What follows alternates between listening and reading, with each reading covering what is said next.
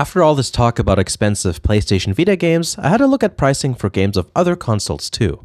One thing I noticed is the prices for Wii games have plateaued a few years ago. For anyone who's been interested in trying out this console, but hasn't done so yet, I think now is a very good time to buy one for yourself. The Wii was very popular, beating the PS3 and Xbox 360 in terms of sales. So many units have been produced, but it also had a reputation of having weaker hardware, which means these days there's a lot of supply, but not much demand, which keeps prices nice and low. I've seen consoles complete with nunchuck, remote, sensor bar, and all cables for around $50 to $70 Canadian, which is pretty reasonable.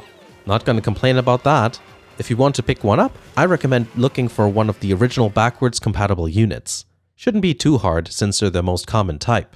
Just make sure it has ports behind the doors. Family Edition Wiis don't have GameCube compatibility, but if that doesn't bother you, then no worries. I don't recommend the Wii Mini because of the fact that it's not possible to mod at the moment, plus it can only output in composite. Ugh!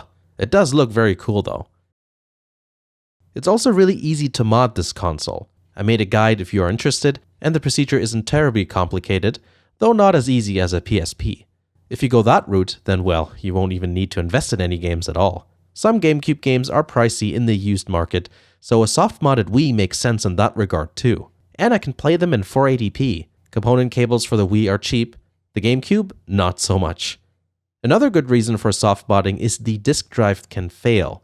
If you run games off an external hard drive, you take that risk out of the equation. And it's much easier replacing the hard drive if that fails. Just remember to back up your stuff. If you do want to collect physical games, then prices are going to be quite favorable, like I said before. Super Mario Galaxy? Less than $20.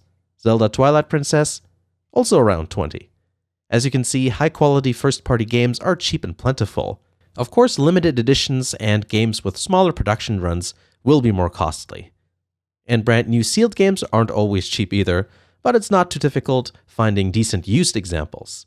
Much easier than something from the cardboard era, where the packaging is often incomplete or usually missing entirely. These games still have color manuals, ads for other games, and other Nintendo-related literature to make things a bit more interesting compared to some of the newer consoles. People always talk about first-party games when it comes to Nintendo consoles, but there are many neat third-party titles too, like the first Xenoblade Chronicles, The Last Story, Muramasa, No More Heroes, and Okami. There's a lot of good stuff to discover within the Wii software library. Wii remotes and nunchucks are cheap and easy to find, and since they were used with the Wii U also, you might be able to find brand new ones in a store. Dirty controllers are the worst, so I don't mind spending a bit more on a brand new one just to avoid having to clean off someone else's hand cheese. There's also a lot of variation in terms of colors for both systems and controllers, making the idea of collecting different hardware variations kind of attractive in my opinion. Wii Minis are pretty cheap since you can't mod them, but they look so cool. I bought mine originally just for the controller. I never turned the system on, but now it's one of the more interesting parts of my collection. What I kind of find amazing is that boxed Wiis aren't as expensive as I thought they were. Around $100 can get you a fully functional system with all the packaging and literature included. Not bad. Just imagine in 15 years from now when these aren't as common anymore, and then you say to everyone, hey, check out my Wii as you whip out your package. There was a good amount of accessories too, anything from guitars to zappers, steering wheels, rackets, fishing rods, and balance boards. This stuff is pretty cheap and actually kind of interesting, even if they're somewhat useless and gimmicky. You know those weird NES accessories like the rolling rocker and the power glove?